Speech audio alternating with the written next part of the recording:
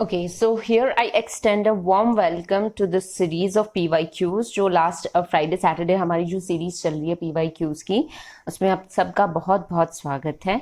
अब तक मैंने 20 क्वेश्चंस को डिस्कस किया है। अगर आपने प्रीवियस PYQs से रिलेटेड वीडियोस नहीं देखे हैं then do watch those videos too, क्योंकि अर्ली 20 क्वेश्चंस आपको उन्हीं में मिलेंगे। So here we begin the question number 21। So यहाँ पे हमारे पास शेक्सपियरियन कैरेक्टर्स, शेक्सपियरियन एक्टर्स हैं जिनके हमें पर्टिकुलर पीरियड्स को डिफाइन करना है, विच मीन्स कौन सा एक्टर कौन से पीरियड से बिलोंग करता है, हमें ये बताना है। तो हमारे पास जो फर्स्ट वन यहाँ पर है actor David Garrick, second John Gielgud, third Henry Irving and Thomas Betterton. अब इन चारों को हमें करेक्ट ऑप्शन से मैच करना है। हमें ये बताना है कि एग्जैक्टली इनमें से कौन सा एक्टर कौन सी सेंचुरी से बिलोंग करता है। So first one we have is David Garrick. अगर डेविड गैरिक की हम बात करें तो वो बिलोंग करते हैं to the era of 18th century. तो 18th सेंचुरी से बिलोंग करते हैं यहाँ पे David Garrick. David Garrick belongs to the era of 18th century. Second हमारे पास है John Gielgud. John Gielgud belong करते हैं 20th सेंचुरी से, Shakespearean actor. John Gielgud belongs to the 17th century. फिर हमारे पास है हेनरी इरविंग। तो हेनरी इरविंग बिलोंग करते हैं 19th सेंचुरी से, और थॉमस बटरटन बिलोंग करते हैं रेस्टोरेशन एरा से। तो इस हिसाब से अगर आप करेक्ट आंसर पे जाना चाहते हो directly, so the answer option number A must be the right answer. ठीक है, तो these are the Shakespearean actors जिनके सेंचुरीज दी हुई है कि कौन से एरा से कौन सा एक्टर बिलोंग करता है। ठीक है, so this is the question number 21। Question number 22 जो हम देखते हैं वो स्ट्रक्चरलिज्म, पोस्ट स्ट्रक्चरलिज्म से रिलेटेड है। सो आइए देखते हैं क्वेश्चन क्या बोल रहा है। In his structure, sign and play, in the discourse of the human sciences, Derrida is all praise for the bricular, whom Levi-Strauss sees as supreme methodologist, someone who uses the means at hand. Who does not Levi-Strauss contrast bricular with in terms of method and approach? तो हम बात करते हैं structure, sign and play in the discourse of human sciences. तो सबसे पहले ये जो पर्टिकुलर चीज है जिसका नाम, जो टाइटल आपने दे रखा है, ये लेक्चर है, and this lecture was given by none other than Jacques Derrida।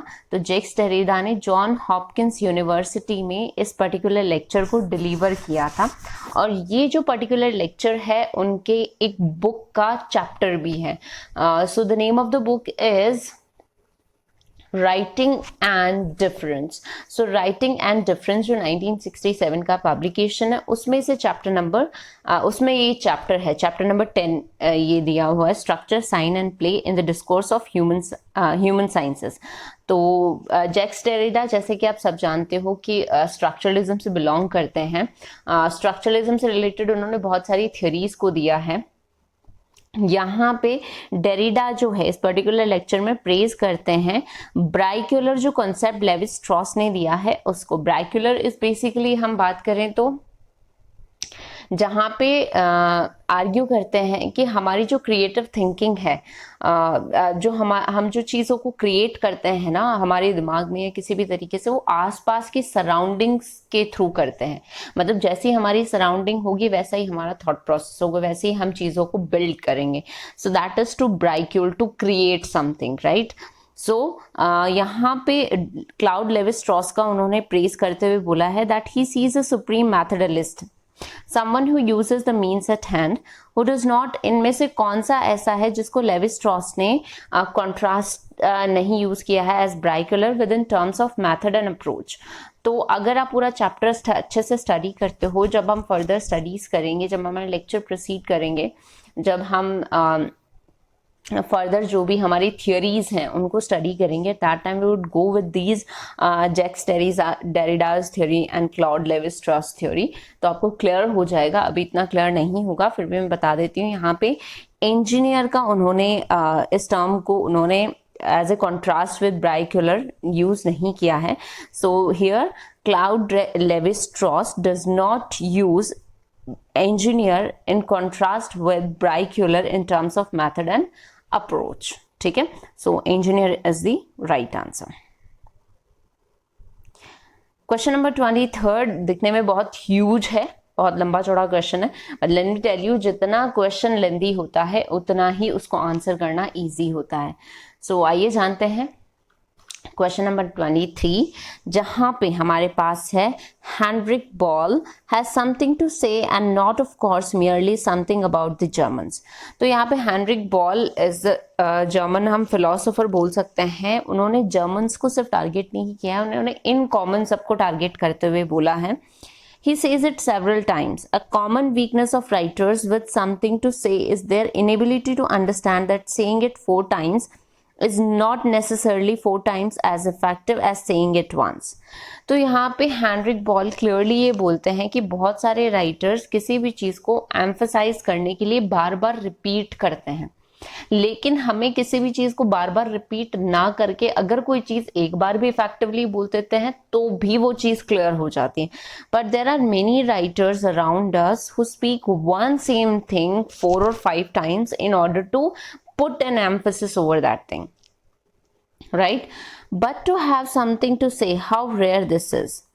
DJ and Wright, the another philosopher, वो कहते हैं 3 new Germans from a reading of the above the reader can deduce. इससे हम क्या समझ सकते हैं, जो हेनरिक बॉल ने ये जो पॉइंट आउट किया है और डीजे एंड राइट ने इस चीज़ को क्लेम किया है, तो उससे आप क्या समझते हैं. तो चारों ऑप्शंस आप अच्छे से पढ़ लीजिए, but I would tell you the right answers here only. तो यहाँ पे राइट आंसर क्या हो सकता है हमारे पास.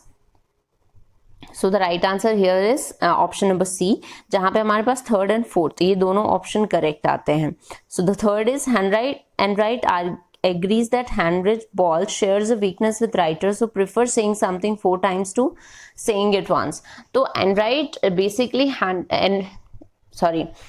हाइनरिक बॉल को यहाँ पे वो क्लियर या फिर ट्रू क्लेम करते हैं. वो बोलते हैं कि हाइनरिक बॉल सही बोल रहे हैं इस मामले में कि बहुत सारे राइटर प्रेफर करते हैं एक ही बात को 4 बार बोलने पे. ठीक है, एक ही बात को रेपिटेटिवली बोलते रहते 4 बार बोलते हैं जब तक उस पर एम्फेसिस नहीं आता है. पहला स्टेटमेंट इज करेक्ट, जहां पे डीजे एंड राइट हाइनरिक और बॉल को करेक्ट मतलब सही प्रूव कर रहे हैं. दूसरा, Enright does not believe that saying something 4 times will necessarily make the same effective. अब Enright इस चीज को बिलीव नहीं करते हैं, does not believe that saying something, किसी चीज को अगर हम 4 बार बोलते हैं तो इसका मतलब ये नहीं कि वो उतनी ही इफेक्टिव हो. कई बार वो मोनोटोनस भी हो जाती है, बोरिंग भी हो जाती है, या फिर उससे हमारा अटेंशन भी थोड़ा बहुत हट जाता है. तो इस तरीके से हेनरिक बॉल और डीजे एंड राइट दोनों इस चीज से एग्री करते हैं that it is not necessary to speak one thing to repeat one thing 4 times, कि एक ही चीज को 4 बार रिपीट करके बोलना in order to put an emphasis is not that effective. ठीक है, okay. Next question we have is all about Michel Foucault. Michel Foucault is the earlier archaeological study is found in. तो Michel Foucault की earlier archaeological study हमें इनमें से कौन से work में मिलती है. So power and knowledge, social theory and transgression, the birth of clinic, beyond structuralism and hermeneutics. तो इन चारों वर्क्स में archaeological जो स्टडी जो earlier archaeological study of Michel Foucault हमें नजर आती है, that is in birth of clinic. Birth of clinic इनका बहुत ही अमेजिंग वर्क है जिसमें अर्लीस्ट उनके फॉर्म्स ऑफ आर्कियोलॉजिकल स्टडीज आपको नजर आते हैं. Archaeology is basically the study of human history. ठीक है, ह्यूमन एक्सेशन के बारे में पता करना या ह्यूमन जो भी एंसेस्टर्स हैं क्या हिस्ट्री है उन सब के बारे में पता करना. So here you can easily find the earlier archaeological study of Michel Foucault in The Birth of Clinic.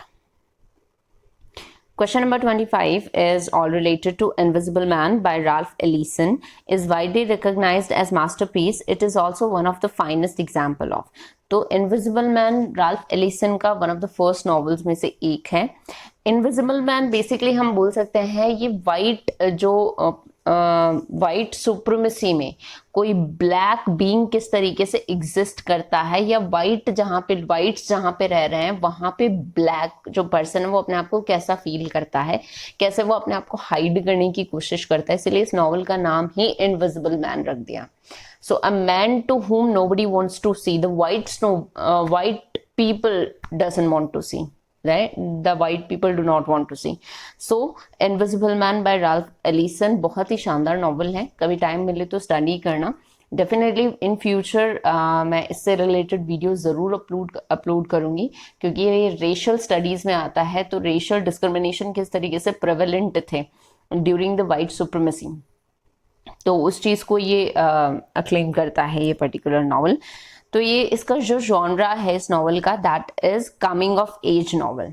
तो कमिंग ऑफ एज नॉवल में आता है, ठीक है, invisible man by Ralph Ellison. Invisible man science fiction क्या होता है, picaresque novel क्या होता है, coming of age, crime thriller, इन सब जॉनराज का जो भी डेफिनेशन है मैं छोटे छोटे वीडियोस में डेफिनेटली आगे आने वाले टाइम में अपलोड करती रहूंगी। आप चैनल से जुड़े रहिए और इसी तरीके से PYQ सीरीज से जुड़े रहिए। हिस्ट्री ऑफ इंग्लिश लिटरेचर से रिलेटेड मैं वीडियोस अपलोड कर रही हूँ, वो भी आप देखते रहिए। एंड प्लस अगर आपको UGC नेट से रिलेटेड कोई भी कंटेंट की रिक्वायरमेंट हो, UGC नेट के नोट्स अगर आपको चाहिए तो वी डू हैव अवेलेबल। आप इजीली हमसे हमारे टेलीग्राम चैनल पे कांटेक्ट कर सकते हैं, वहाँ पे आपको आपके UGC नेट के जो नोट्स हैं वो मिल जाएंगे, वो भी आपकी पॉकेट फ्रेंडली प्राइस में, बहुत ही कन्वीनियंट प्राइस में आपको मिलेगा। और जितना भी मेजर मटेरियल आपको रिक्वायरमेंट है UGC नेट के लिए वो सब उसमें मिल जाएगा। So thank you and stay connected.